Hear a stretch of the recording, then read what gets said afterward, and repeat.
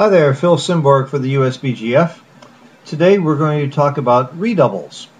Most good backgammon players have studied the initial cube very, very thoroughly and have a pretty good understanding of the concepts involved to take and drop an initial cube. Most of us have memorized our take points for all match scores. It's not that hard. We know that over 6 away, and higher, generally, our take points are pretty much the same as they are for money or unlimited games. In other words, dead cube take points around 25%, and the live cube take point is around 21.5%. Many of us have gone to using gammon adjusted take points, where we adjust our take point based on the gammons, which is what I do recommend, and that's a separate lesson. And most of us know that as the score gets closer to the end, as the away scores get closer to the end of the match, that those take points change quite a bit, and so do the gammon values. And you need to know your match equities, your take points, and basically if you memorize the take points, you don't have to fool with match equities or figuring out take points, because we generally know them. And we also, most of us, have a pretty good feel for how to calculate your winning percentages in pure races. We use the Keith count, or EPC. In situations like the one you see on the board right now, I don't use either the Keith count or the EPC. I use reference positions, and these are reference positions that I'll discuss with you first that I think are very important to know.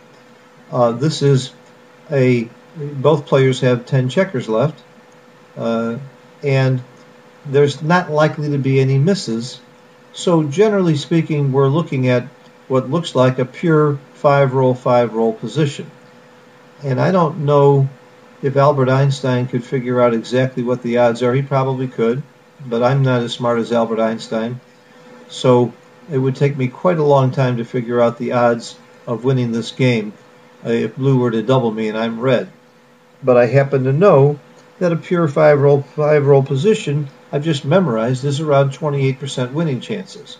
So I know for money I'm certainly taking this cube, and for money blue probably has a small double here, although he doesn't lose his market very often, because I also know that a 4-roll position is still a take and just above 25%. It's about 25.5%, and there for sure it's a big double and a take for money. Because when you get down to 3-roll, if both sides were to take off 2 checkers, which is what's most likely to happen if nobody rolls doubles, when you get down to a 3-roll position, it's going to be a drop for money because it's about 21%. So looking at this position, I'm going to make an assumption that if I'm red and I'm doubled here, that I can win this game about the same as I could as if it were a pure 5-roll position, and pure means that all the checkers would be on the ace point and there would be no possibility of any misses, and that's about 28%, and I'm assuming that this is pretty close to that. So I know I've got 28%, and now I'm faced with a 4 cube here, and I have to decide whether to take or drop. Well, there's no gammons involved here, so I don't have to worry about those calculations. All I really need to know is my take point higher or lower than 28%? If my take point is higher, of course, I need to drop. And if it's lower, of course, I need to take. So, like I said, most of us have memorized the take points on the initial cube, but I don't think there's that many players in the world that immediately know what the take points are on recubes. At this score, by the way, I do have it memorized, because this is a common enough score and an important enough score where you should know them. And one of the reasons I have it memorized is I'm giving lessons 4 hours or 5 hours or 6 hours a day, and I'm teaching this over and over, so I have an opportunity to show positions like this all the time and to look at recubes all the time, so it's constantly being reinforced. But what if it isn't? What if you're a normal person who has a life outside of backgammon and has a family and a job and other things to do, and maybe you play a little poker, and I won't go on and on about what your habits might be, but what if you don't have the advantages most professional backgammon players and full-time backgammon players like myself have to memorize these numbers? How are you going to know what your take point is? And even if you are a pretty consistent player, Again, you might not remember the number. Well, you use the formula to determine any take point, which is risk over risk plus reward. You can calculate the take point provided that you know what your match equities are. So you either have to memorize the take points or the match equity table. And if you haven't memorized the match equity table, then you're going to have to guess. But let me just show you the proper methodology. Let's pretend you don't know your take point here. And how do you figure out what is your risk, what is your reward, and then what is your take point? Well, if you're offered this cube as red, you have two choices. You can take or you can drop. If you drop, you lose for sure, and the score becomes 2 away, 4 away, and I happen to know from my match equity tables that your winning chances at that score is about 33%, that your chances of winning the match when it's 2 away, 4 away are 33%. So that is my baseline. That's what I can do. If I just drop the cube, I'll have 33% chance to win this match. Now, what is my risk?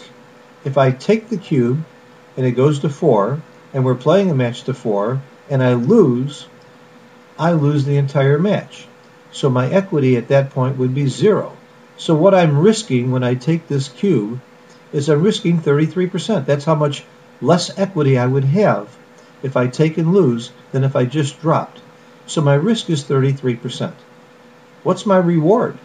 If I take the cube and I win, that's what I get rewarded. Now if I win the match. I'm 100%. So if I take and win, I would have 100% as opposed to dropping where I would have 33%. So my reward for taking and winning is the difference between 100% and 33%, or it's 67%.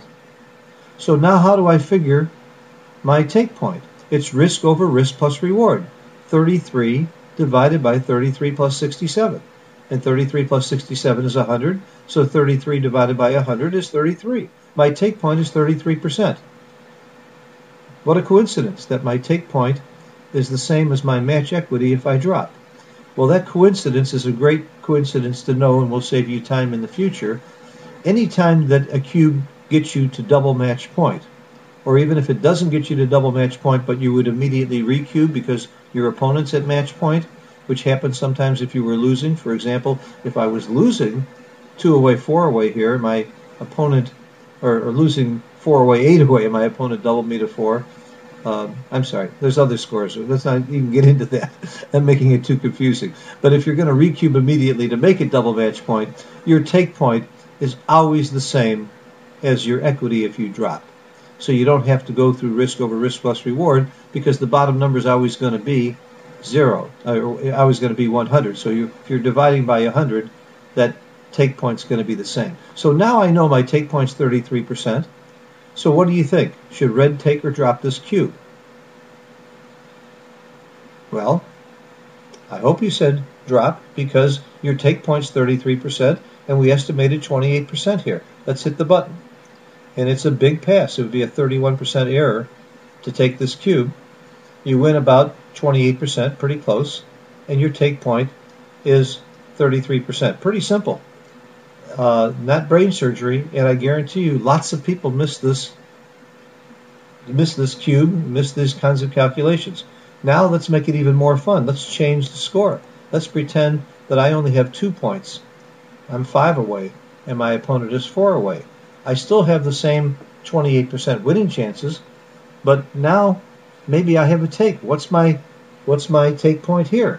Well, let's think about it. If he doubles me, I could just drop and be losing 5 to 2, or 2 away, 5 away. Well, what's my equity at 2 away, 5 away? I don't know. I haven't memorized that. I have to guess. By the way, I'm lying. I do know, but let's pretend you didn't know. What do you think your chances of winning the match are? Do you think you're going to win it 10% of the time? That seems kind of low. You think you're going to win it 40% of the time? That seems kind of high. Well, it was 33% of the time at 2 away, 4 away, so it's got to be less than 33%. Well, that might jar my memory and help me remember that it's about 25%. So if I drop, I'm at about 25%. If I take the cube, I'm at 4. The cube's at 4, and if I win, then I'll be 1 away. But if I lose, he wins the match. So that's silly. Why should I let him just win the match where I only get to Crawford and get to 1 away?